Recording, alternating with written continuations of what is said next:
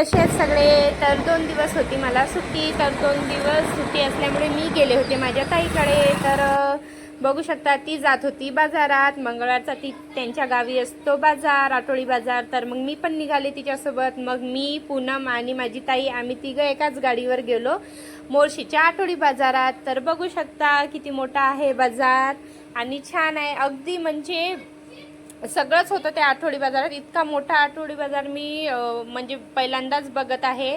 म्हणजे सगळं स्वीट असू द्या, भाजीपाला असू द्या, मडके, भांडे, चपला, म्हणजे सगळेच दुकानं होते तिथे. तर बघू शकता तुम्ही आणि छान असं वाटलं मला बघायला. पण माझी खूप इच्छा होती जायची. तर मग मी तिला म्हटलं मी येणारच आहे, मी आले की मी तुझ्यासोबत बाजारात यायचंच आहे. कारण की सारखं ती मला फोनवर म्हणायची आज मंगळवार आहे, मला बाजारात जायचं, मला बाजारात जायचं. तर मी म्हटलं थांब, मला बघायचंच आहे तुझं बाजार कसं असते. तर त्यासाठी मग मी आले होते. बघू शकता खूप छान असे दुकान आहे आणि ती करत आहे शॉपिंग. मी चालली तिच्या मागे मागे. आणि तिचं कसं आहे ना, या दुकानात एक वस्तू घेते, त्या दुकानात एक वस्तू घेते, मग मी तिला म्हटलं तू अशी काय करते? तर ती म्हणते जिथे स्वस्त आहे, जिथे चांगलं वाटलं आपण तिथंच घ्यायचं. मग कांदे एकाकडून तर लसण एकाकडून असं तिचं सुरू होतं.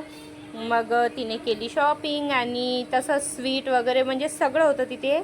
मग थोडं थोडं तिने सगळं घेतलं, चपला वगैरे तिची शॉपिंग होती काय होती तर तिने केली.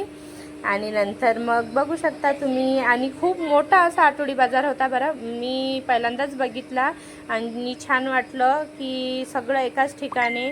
आणि गरम गरम असं जिलेबी वगैरे काढणं सुरू होती. तर हे बघू शकता, हे आहे तिची शॉपिंग, चप्पल, भाजीपाला आहे ते. आणि छान ही अगदी तिने 600 की 700 रुपयातच शॉपिंग केली होती. तर बघा. आणि हे तर राहिलंच होतं तिची पपई.